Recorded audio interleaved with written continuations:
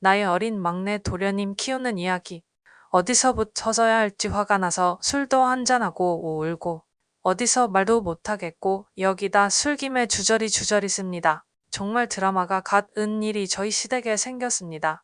제가 결혼을 하고 얼마 있다가 시아 아버님이 쉽게 얘기해서 밖에서 아이를 낳아왔습니다. 당연히 집이 발칵 뒤집혔죠.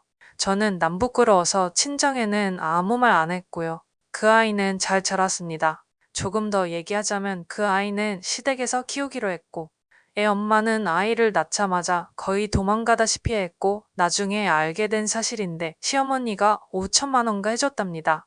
그 뒤에 제가 임신을 했고, 저희 부부에게는 현재 5살이 된 남아가 있고, 저희 막내 도련님은 올해 7세입니다. 지금부터는 편의상 막내 도련님을 막내라고 쓰겠습니다. 그러다가 누구나 우려하던 일이 생기게 되었습니다. 시아 아버님이 돌아가신 겁니다. 그리고 얼마 뒤 시어머니까지 시름시름 앓기 시작하셨습니다. 이제부터는 여기에 다 안 써도 다들 짐작하시겠지만 전쟁 같았습니다. 결국 7세 막내를 저희 부부가 키우기로 했습니다. 그 결정의 과정을 모두 여기에 쓸 수는 없지만 저 역시 많이 울고 기도하는 고난의 날들이 있었습니다. 시댁 남매들 중 저희 부부가 가장 가정 형편이 좋습니다.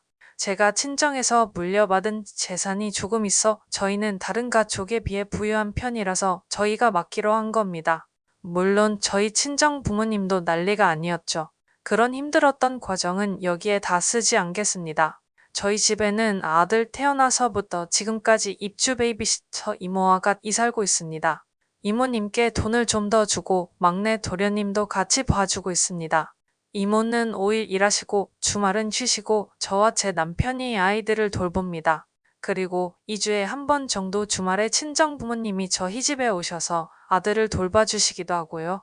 처음에는 친정 부모님도 정색을 하시더니 지금은 막내 도련님도 손주처럼 잘 대해주십니다. 사실 이 드라마 같은 일 때문에 남편과 몇 번 말다툼이 있었습니다.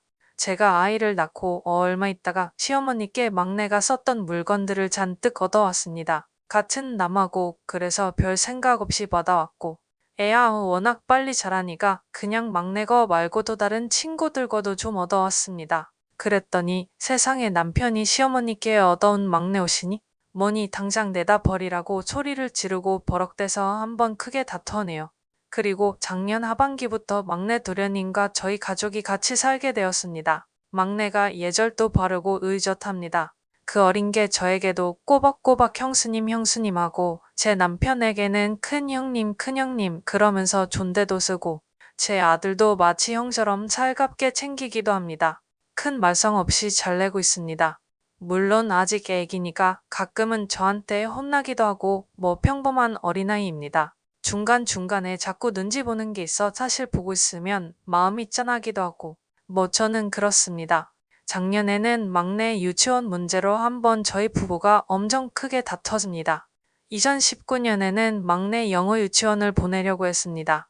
저는 이왕 이렇게 된 거 잘 키우고 싶은 맘이었죠. 그랬더니 남편이 아직 우리 애도 영어 유치원을 못 보내는데 저 새끼를 왜 영어 유치원을 보내냐고 너무 승질을 내더라고요.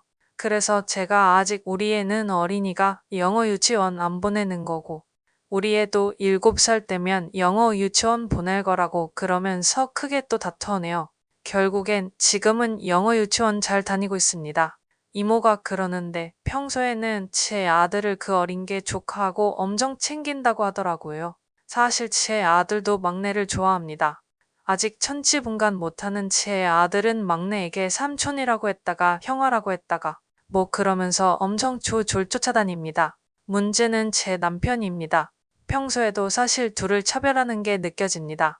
물론 제가 그러지 말라고 남편한테 주의를 주긴 합니다. 그러다가 오늘 일도 크게 싸웠네요. 오늘 남편이 무슨 모임을 갔는데 얼큰하게 취해서 집에 들어왔습니다. 아들이 먼저 쪼르륵 나와서 아빠 그러면서 안기더라고요. 저도 나왔고요. 그런데 조금 늦게 막내가 나왔는데 남편이 막내한테 짜증을 내면서 너는 뭐 하는데 형이 왔는데도 늦게 나오냐고 그럴 거면 니들 집 가라고 그러는 겁니다. 제가 너무 당황해서 애한테 왜 그러냐고 그러고 남편은 또 화내면서 너는 왜 쟤만 감싸고 도냐고 그러면서 결국 큰 소리 내면서 싸우고 막내는 죄송하다고 울고 아들은 형훈이가 따라 울고 뭐 난리였습니다. 남편이 성질내면서 나갔는데 아까 시어머니께서 전화가 왔습니다. 집 나가면서 시어머니 병원으로 가서 자는가 보더라고요. 사실 오늘은 남편의 첫 사적 외박이네요. 저도 흥분한 애들 겨우 달래고 서재에서 그냥 조용히 술 한잔하고 있는데 눈물이 왈칵 납니다. 이렇게 쓰다 보니 제 남편이 쓰레기가 든데 사실 남편은 저랑 연애하면서 최근까지 누구에게도 악한 소리 한 번 안 하고 저랑도 싸운 일이 없었습니다.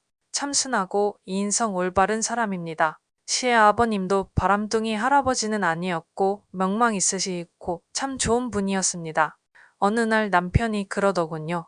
자신의 롤모델은 아버지였다고. 인자하고 기품 있고 때론 엄하고 때론 친구 같은 아버지가 좋았다고. 자신도 결혼해서 아버지가 된다면 자신의 아버지 같은 아버지고 싶었다고. 시아버지는 시어머님께도 참 잘하셨다고 합니다. 두 분 평생 사시면서 큰 소리 한 번 안 내시면서 사셨다고. 근데 밖에서 아기를 데리고 온 순간 그 평생 봐왔던 그 모든 것이 한꺼번에 무너진 겁니다.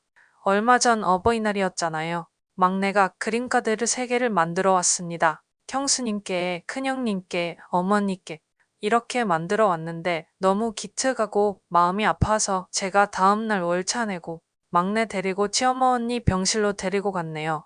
근데 그 조그만한 게 자기 엄마한테 그러더군요. 자긴 잘 지낸다고 엄마 빨리 나서서 같이 살자고. 그러면서 그 고사리 같은 손으로 자기 엄마 시어머니 손을 꼭 잡는데 제가 다 왈칵 눈물이 나더라고요. 누구 말대로 하늘로 머리 둔 짐승은 기르는 게 아니라고 하죠. 저도 불안합니다. 이렇게 저는 애틋한데 이 막내가 중학생이 돼서 사고치고 학폭이나 끌려다니면 어쩌나 아님 나중에라도 형수가 나한테 준 게 뭐 있냐고 하면 어쩌나 하지만 지금은 그 불안감으로는 어떻게 할 수 없습니다. 현실적으로 받아들이고 아이가 잘 클 수 있도록 기도하고 인내하는 수밖에요. 남편도 이성적으로는 알지만 가슴이 그렇지 않은 것 같습니다. 막내한테 잘하다가도 문득문득 저놈 때문에 우리 엄마가 고생한다고 생각하는 것 같아요. 마치 지금 남편은 중학생 사춘기 아들 보고 있는 기분입니다. 근데 쓰다 보니 웃기네요. 원래 이 글의 주인공은 제 남편이 아니라 저야지 맞는 거 아닌가요? 제가 남편처럼 막 저렇게 방황하고 남편이 네이트판에 글 써야 하는 것 같은데 이건 거꾸로 되었네요. 현실적으로 지금 가장 큰 걱정은 남편이 막내한테 손찌검을 하거나 언어폭력을 쓸까봐 무섭고 남편은 사실 저랑 교제부터 여지껏 욕 한 번 하는 걸 못 봤는데 막내가 집에 오고 나서부터는 성격도 조금 사나워지고 예민해졌으며 술 마시는 횟수도 꽤 늘었습니다. 그리고 그냥 이렇게 보고 있으면 우울증 증세도 있는 것 같습니다. 현실적으로 제가 어떻게 해야 할까요? 가족들 다 같이 병원 가서 가족 상담을 받을까도 진지하게 고민하고 있습니다.